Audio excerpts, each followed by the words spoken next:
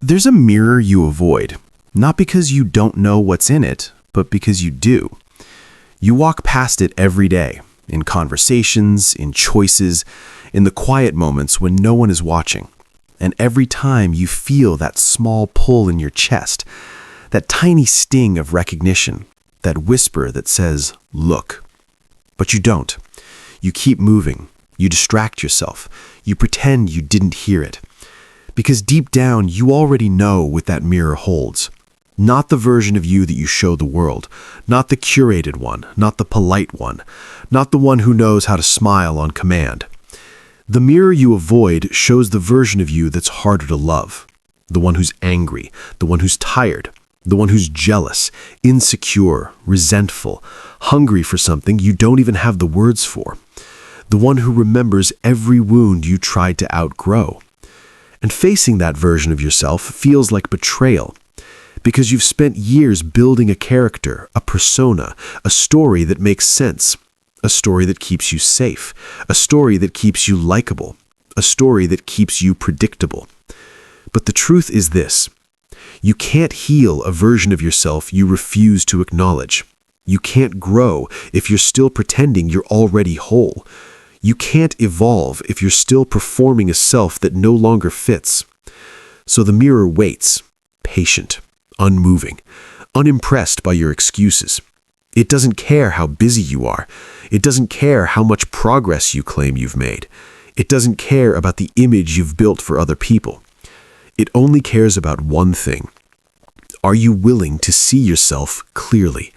Not beautifully, not dramatically, not tragically, just clearly. Because clarity is uncomfortable.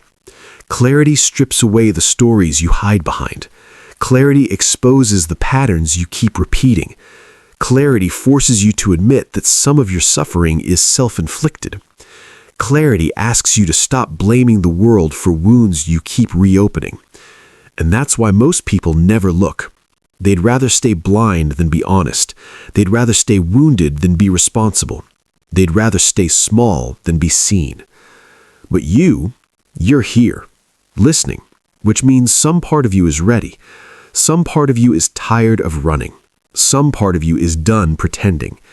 So let me ask you something, not gently, but truthfully. What are you afraid you'll see?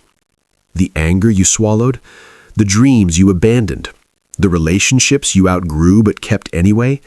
The habits that feel comforting but keep you stuck? The potential you keep postponing because you're scared of failing? Or worse, scared of succeeding? Whatever it is, it's already shaping your life. Avoiding the mirror doesn't protect you from the truth. It only delays the moment you finally face it. And when you do, when you finally stop, breathe, and look, you'll realize something you weren't expecting. The version of you in that mirror isn't your enemy. It's your beginning. It's the part of you that's been waiting to be acknowledged, the part that's been carrying the weight, the part that's been screaming for release, the part that knows exactly who you could become if you stopped lying to yourself. So today, not tomorrow, not someday, stand in front of that mirror. Look, really look. See the flaws, see the patterns, see the wounds, see the potential, see the truth. And then say to yourself, I'm done running. Because the moment you stop avoiding your reflection is the moment you start becoming someone real. If this resonates, you know what to do. Subscribe if you want the next one.